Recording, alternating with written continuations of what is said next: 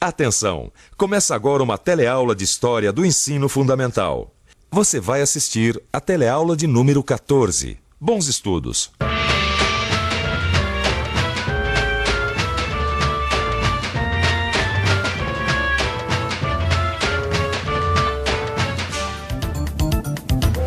Independência ou morte? Garanto que você já ouviu essas palavras antes. Não ouviu? Acho até que você sabe quem deu o grito da independência e quando. Agora, você sabe como e por que a independência do Brasil aconteceu? Esta é a história que nós vamos investigar hoje. Até logo.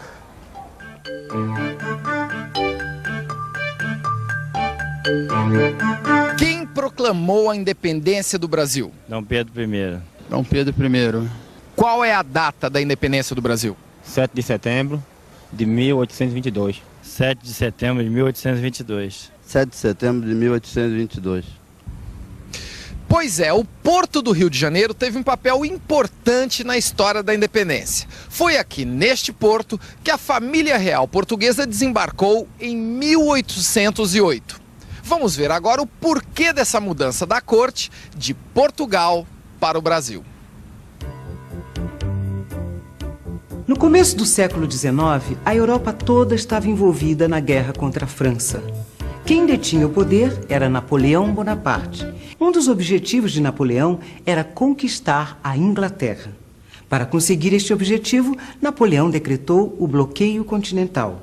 Isso queria dizer que todos os países do continente europeu estavam proibidos de negociar com as ilhas inglesas. O que a guerra entre franceses e ingleses tem a ver com a nossa história? Simples.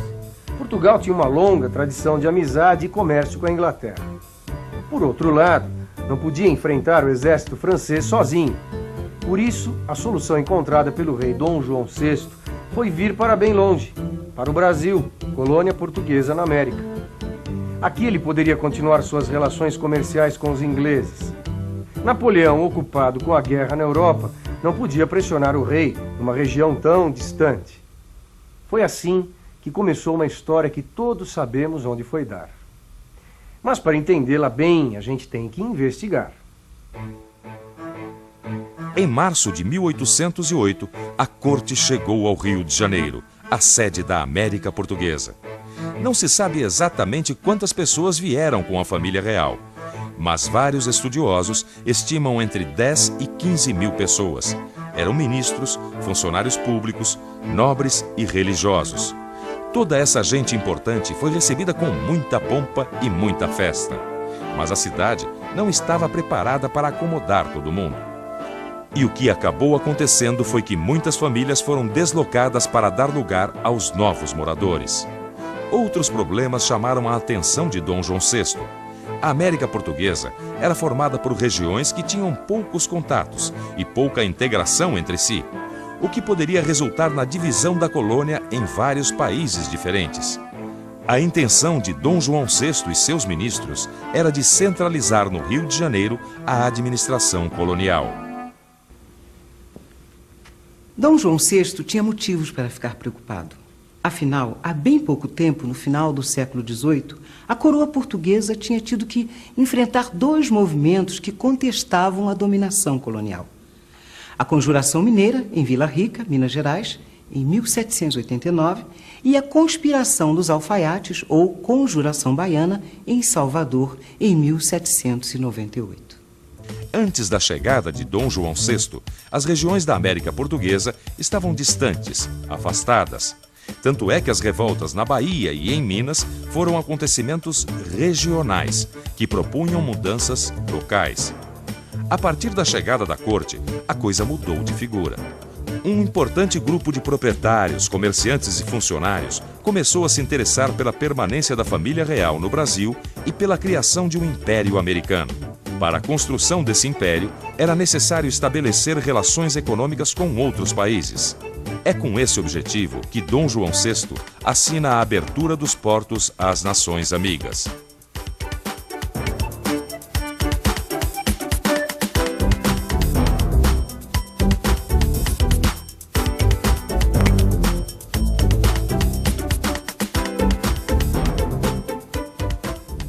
Este porto aqui é muito movimentado, né? Quantos navios mais ou menos atracam por dia? Uns 30 navios. 30 navios. E de que países são esses navios? São diversas nacionalidades, né? Esse daqui atrás, por exemplo? Esse é panamenho. Do Panamá. E esse aqui no nosso lado direito? Esse é grego. Da Grécia. Da Grécia. Que tipo de mercadorias que chegam no porto? São diversas mercadorias também que entram e saem do porto. Por exemplo? Granéis, trigo. Bobinas de papéis, temos produtos químicos. E quantas toneladas entram e saem do porto por dia? 350 mil toneladas. 350 mil. Quanto que representa em dinheiro por dia essas mercadorias? Uma base de 40, 50 milhões de dólares. Toda essa movimentação, na verdade, começou em 1808, quando Dom João VI assinou a abertura dos portos às nações amigas. Todo o comércio exterior era feito através dos portos e todos os portos brasileiros podiam fazer comércio com países diferentes. Se o objetivo era inaugurar sua estadia no Brasil com chave de ouro, Dom João tinha acertado em cheio.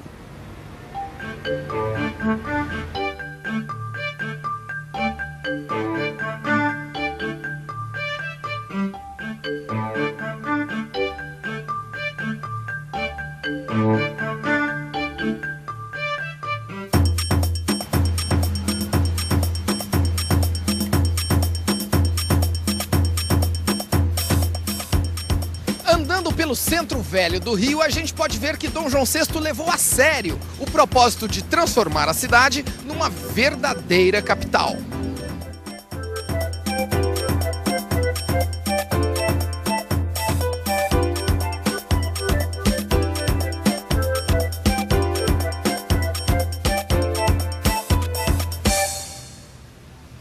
Vamos dar uma olhada nos postais aqui nessa banca de revista. E aí, chefe, posso ver aqui? Olha só, vamos ver alguns dos melhoramentos que a presença da corte portuguesa trouxe para a cidade do Rio de Janeiro. Olha só.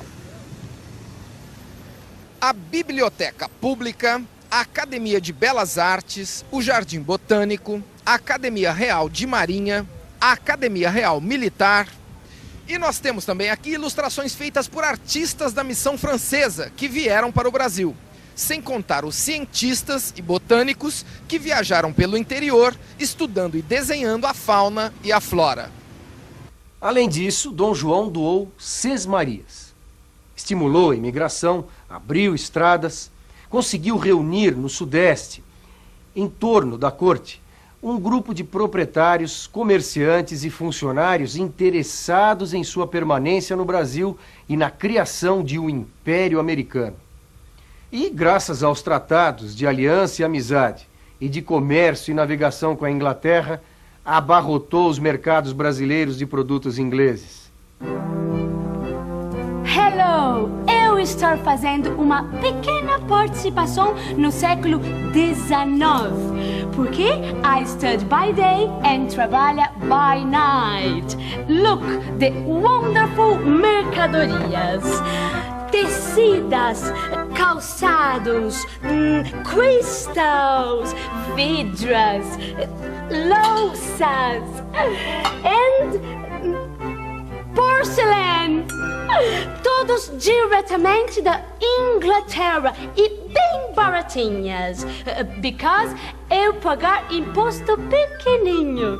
Se you estiver interested, my name is Mary Starr. Mas se a região sudeste ia bem obrigado, o mesmo não acontecia aqui no Nordeste. Em 1817, estoura em Recife e em Olinda a Revolução Pernambucana. Esse movimento foi inspirado nas ideias da Revolução Francesa.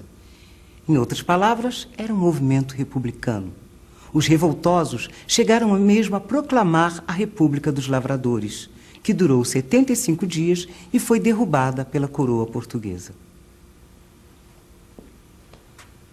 Quando a Revolução Pernambucana estourou, o Brasil não era mais uma colônia. Em 1815, Dom João havia levado a antiga colônia a Reino Unido, a Portugal. Éramos agora a sede do governo português. Essa situação satisfazia os brasileiros que se beneficiavam da política de Dom João e os portugueses que moravam no Brasil. Já em Portugal, as coisas não iam tão bem assim. Em 1820, estoura a Revolução do Porto. As elites portuguesas estavam descontentes, sentiam-se abandonadas pelo rei e prejudicadas pelo fim do pacto colonial.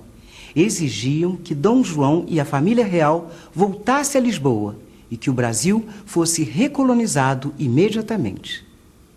Mais uma vez, o rei de Portugal ia enfrentar o mar. Mas Dom João não estava disposto a recolonizar o Brasil. Voltou a Portugal, como exigiam seus súditos, mas deixou aqui seu filho, o príncipe Dom Pedro. Sem um representante da família real, o Brasil podia tomar o rumo das outras colônias americanas, fazer uma revolução e proclamar a República. O resto da história eu mesmo posso contar. O grupo que apoiava Dom Pedro era o mesmo que apoiava o pai dele. Esse grupo não queria a República. Tinha medo que numa guerra de independência o país se dividisse. Também havia muito receio de rebeliões de escravos. Por outro lado, cada vez mais brasileiros queriam a independência, como nós podemos ver por esses jornais da época.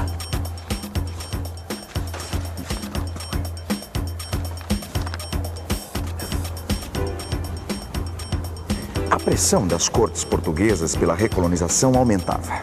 Elas exigiam a volta imediata de Dom Pedro a Portugal. Só havia duas opções: independência ou volta.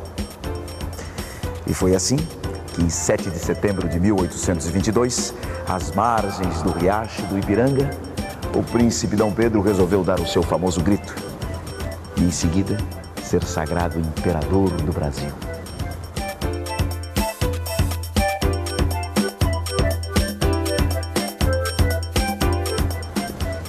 Mas fica sempre uma perguntinha no ar, não é?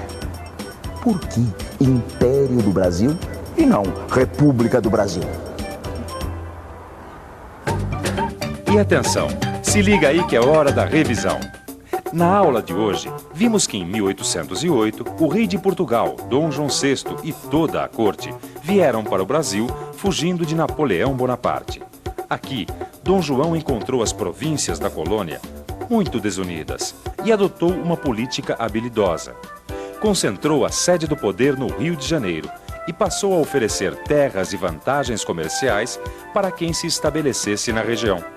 Acabou com o pacto colonial, abrindo os portos. Estimulou a educação, a cultura e as artes.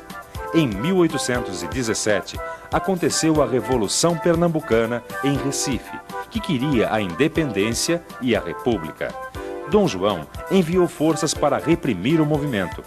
Em 1820, estourou a Revolução do Porto, em Portugal. Os revoltosos pediam a volta da família real e a recolonização do Brasil. Dom João voltou, mas deixou seu filho, Dom Pedro, tomando conta do país. 2 anos depois, em 1822, Dom Pedro proclamou a independência e foi coroado imperador do Brasil. Está aí, hein?